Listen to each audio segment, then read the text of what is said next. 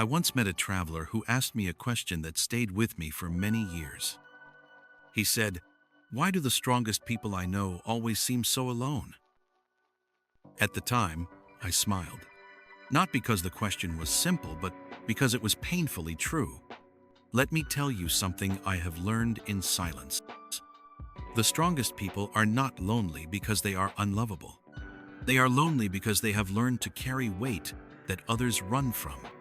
Strength often begins in moments when no one shows up, when help does not come, when excuses are gone, when you realize that if something is going to change, it must begin with you. In the monastery, we rise before the sun. No applause, no audience, just breath, discipline, and the sound of our own thoughts. And I learned something important there. Most people are comfortable sharing joy. Very few are comfortable sharing responsibility, pain, or growth. The strongest people learn early that not everyone can walk with them. Not because others are weak, but because growth is uncomfortable. When you choose discipline, you lose companions who choose comfort. When you choose honesty, you lose those who live on illusion. When you choose silence, you lose those who only understand noise. So strength slowly becomes solitude.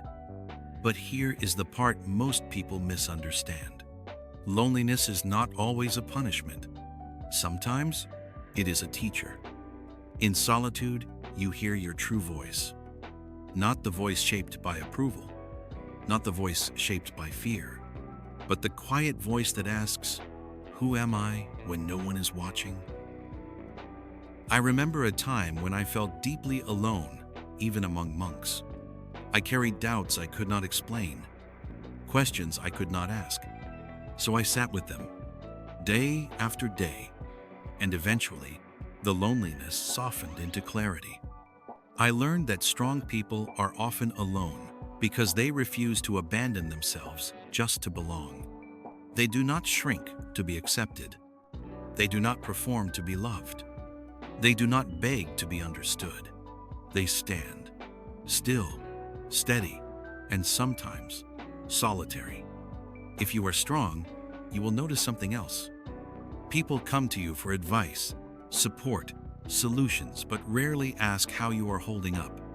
Strength makes others feel safe, but it also makes them forget that you feel pain too.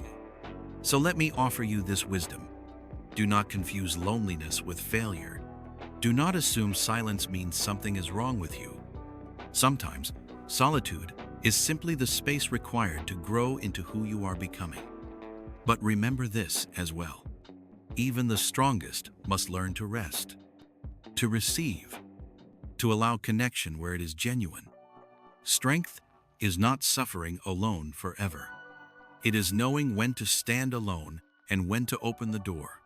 So if you are lonely right now, ask yourself gently, is this loneliness breaking me or shaping me? Sit with that question, because in the quiet, answers arrive without force. And when they do, you will realize you were never weak for being alone. You are becoming strong enough to walk your own path. In this calm and reflective talk, a monk shares timeless wisdom on strength, solitude, and the hidden cost of resilience. This video explores why strong individuals often walk alone, how loneliness can become a teacher, and what it truly means to grow without losing yourself. If you've ever felt misunderstood, emotionally self-reliant, or isolated because you chose growth over comfort, this message is for you. Take a deep breath, slow down, and allow these words to guide you inward. If this message resonated with you, like the video to support Echoes of Purpose. Subscribe for more philosophical life lessons and inner wisdom. Comment below. What has solitude taught you? Share this with someone who carries strength quietly. Silence has a voice. Listen closely. Thank you for watching Echoes of Purpose.